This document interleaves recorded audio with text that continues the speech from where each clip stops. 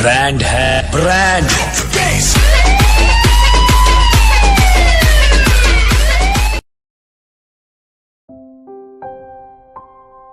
Universal news के तमाम viewers को मेरा आदाब। आज मैं मौजूद हूँ पीरीत विहार में, जहाँ राज कुरैशी और उनकी जो टीम है, आपको मालूम है इंडियन इस्लामिक कल्चर सेंटर का जो इलेक्शन चल रहा है, जो तमाम मेंबरान मौजूद है। आइए चलते हैं, देखते हैं इसमें क्या हो रहा है। हिंदुस्तान का मुसलमान जो है उसकी हालत बद से बदतर हो रही है, उसकी हालत सुधर नहीं रही है। उसकी हालत क्यों नहीं सुधर रही है? तो जिस तरह के अनासिर हम पैदा करते हैं, पैदा होते हैं, क्योंकि तरह जगह बर्बादी की तरफ से उसके गए, वो जिसका इंडिया कोई कसूर नहीं था। हिंदुस्तान के अंदर जिस तरह से 25 करोड़ की आबादी का भी यही हाल है। जो हमारे वुमन यूथ को एम्पावरमेंट करने के लिए, उनको एजुकेशन में लाने के लिए, उनको सही डायरेक्शन में जाने के लिए, उनको सही जॉब मिले, उसके लिए हम लोग वहां से उनको गाइडेंस प्रोग्राम बनेंगे, मेंटरशिप प्रोग्राम्स करेंगे। वहां से जो हमारे बहनें मेंबरशिप कम है, उनकी मेंबरशिप बढ़ाएंगे। और मैं चाहूंगा कि जैसे इस्लाम के अंदर मैं चाहूंगा कि हमारे अगले प्रेसिडेंट जो हो सकता है आगे आने वाले में कभी कभार वुमन प्रेसिडेंट भी बने इंशाल्लाह, क्योंकि इदारे की हिफाजत के लिए जिस तरह से सिराज साहब ने पूरी जिंदगी कुर्बानी दी, इंशाल्लाह हम भी इसके लिए अपने पूरे तन मन धन के साथ आप लोगों के साथ खड़े हैं। और इंशाल्लाह आप लोगों की अगर दुआएं रही, सरपरस्ती रही, तो इंशाल्लाह मैं इसके लिए हम लोग जो है बेहतर से बेहतर हम लोग आगे बढ़ेंगे। और मैं चाहूंगा कि आप जो वोट करें, इलेक्ट करें, वो इंडिया इस्लामिक कल्चर सेंटर के लिए करें, पॉलिटिकल पार्टीज को दूर रखने के लिए करें, सियासत का अड्डा ना बने उसके लिए करें। इंडिया इस्लामिक कल्चर सेंटर के अंदर हमेशा से जुड़े हैं, अभी भी हमेशा चुनाव ऐसा है वो बुझेगा नहीं इंशाल्लाह। और इसके अंदर अच्छे लोग आके रहे, अच्छे लोगों के हाथ में जिम्मेदारी रही, ये रोज हमेशा जो है वो परस्ती रहेगी। इसके अंदर जहाँ सताएं सब जो है ना India Islamic culture centre election आपको मालूम है 11 तारीख को होने वाला है। 11 कांग्रेस के बड़े नेता आपने उन पर बड़ा इल्जाम लगाया कि सालों के अंदर उसके ऑपरेशन के लिए नई टीम बनाई गई है। खासतौर से डॉक्टर वाजिद के सरपरस्ती के अंदर उनकी जो टीम मैंने बनाई है, उसको पूरे को पूरे जिता के भेजे, सबको वोट दे, ताकि इंडिया का मुकाम बरकरार रहे। आज तक मैं एक सिंपल एक बात कहूँगा कि अगर आप देखेंगे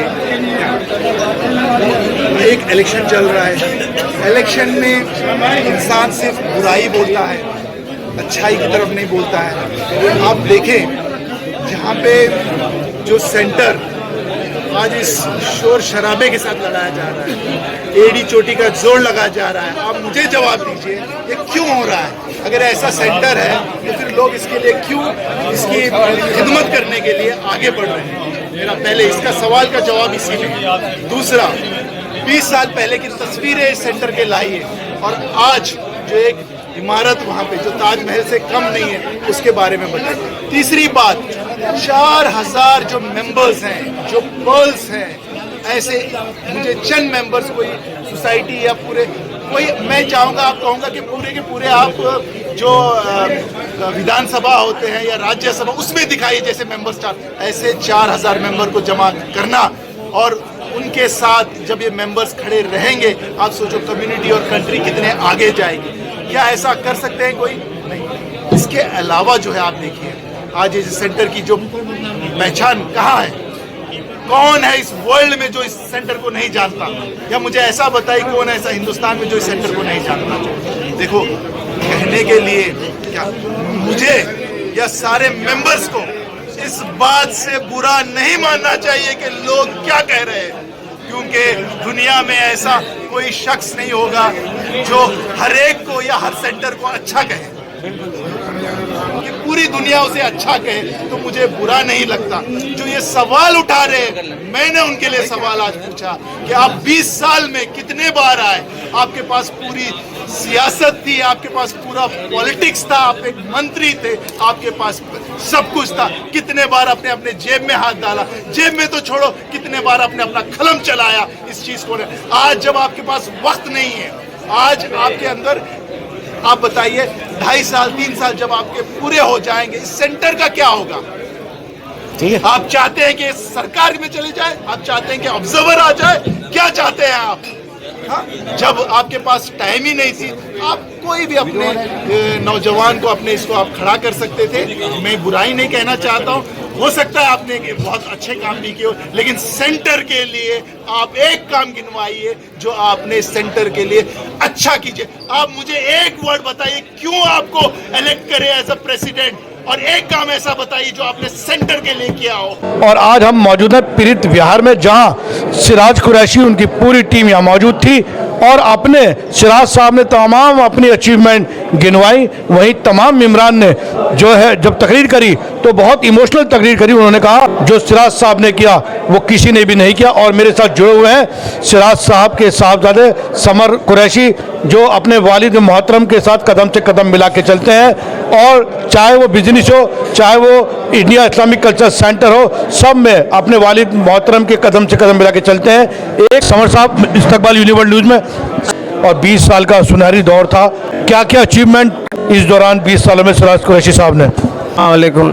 देखिए, अचीवमेंट सबको मालूम है। हम अपने फादर की तारीफ़ें करें तो आप सब लोग कहेंगे आप ज़्यादा कह रहे हैं, बट दिखता है कि जब ये खंडर था और उन्होंने इस पर ह्यूज अमाउंट ऑफ डोनेशन दिया, और प्लस उस टाइम के 25 साल पहले 5 करोड़ की बैंक गारंटी दी अपने नाम की, और इस पूरे खंडर को ये रूप दिया। ये इनकी सबसे बड़ी अचीवमेंट थी। उसके बाद जो 20 साल में इन्होंने इसकी इज्जत बरकरार रखी, इस पर आँच नहीं आने दी, कौम के लिए और इस सेंटर के लिए खिदमत करी और इसका पूरी दुनिया में नाम रोशन किया।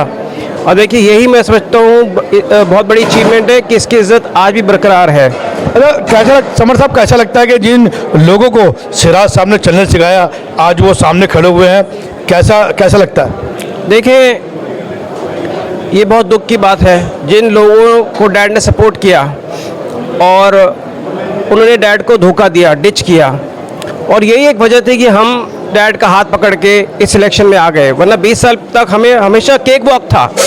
हम कभी भी आ सकते थे। 15 साल पहले, 10 साल पहले अगर हमें पावर की भूख होती, कोई पोजीशन की भूख होती, हम बट हमने अपने फादर के फुटस्टेप पे चला है कि कौम की खिदमत करने वाले लोग ये पावर पोजीशन नहीं देखते, वो खिदमत देखते हैं। आप किसी भी कहीं भी रह के खिदमत कर सकते हैं, बट इन लोगों ने कहा कि हमें पोजीशन चाहिए और उसी के लिए ये डैड को धोखा दिया। अच्छा समर साहब, अब ये बताइए कि जो आगे के जो प्रोग्राम हैं, जैसे जीतने के बाद क्या प्रोग्राम है आगे के? देखिए, हम सब अपने अपनी फील्ड में एक्सपर्टीज़ हैं। डैड ने सबको उतारा है, हमें एग्जीक्यूटिव कमेटी में उतारा है, और हम 4 मेंबर्स एग्जीक्यूटिव कमेटी में हैं और 7 BOT में हैं, और बाकी प्रेसिडेंट और सब हैं ही। तो हर बंदे अपने अपनी फील्ड से है। और हमारी अगर आप फील्ड की बात करना चाहेंगे, स्पेशली हमारे एक बहुत अच्छा हॉस्पिटैलिटी का एक्सपीरियंस है।